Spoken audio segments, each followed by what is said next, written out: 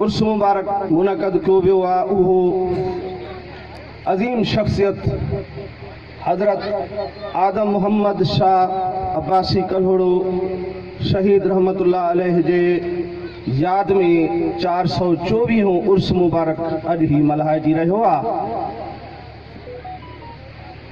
इन जा मेला कमेटी जा चेयरमैन जनाब मियाँ जहांगीर अब्बासी कल्होड़े साहब जन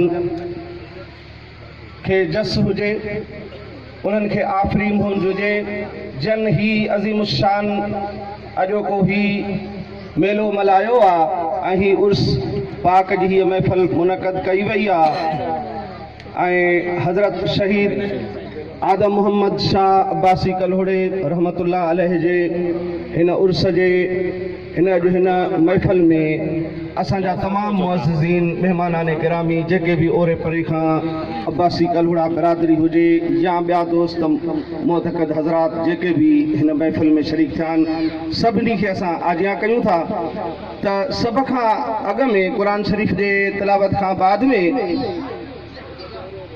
मां सरकार मदीना सल्लल्लाहु अलैहि वसल्लम जे शान इक़दस में टे मिसरा नात जा पढ़ंदुसि।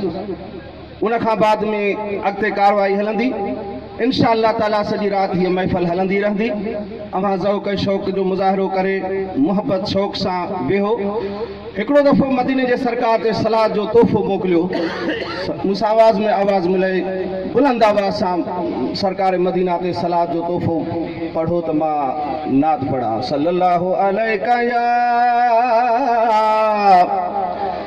या रसूल अल्लाह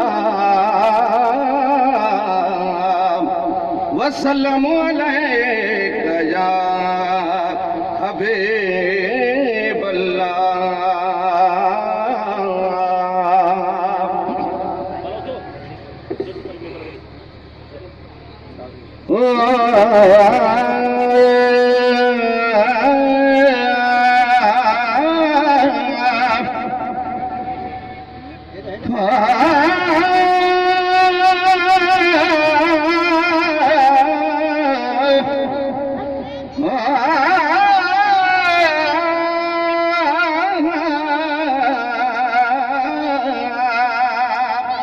शारन जे सरदार हज़रत शाह अब्दुल लतीफ़ भिटाई कोट जे महफ़िल सां मां शुरूआत कंदो आहियां। उन जे बैत सां महफ़िल जी शुरूआत कंदा आहियूं।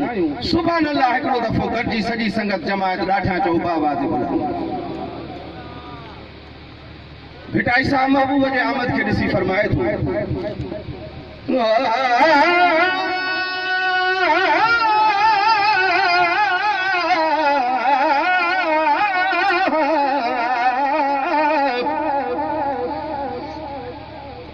कांगल करीबन जूं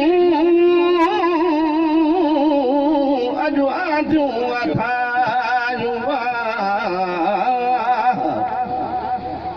मन मुरादूं पुन जूं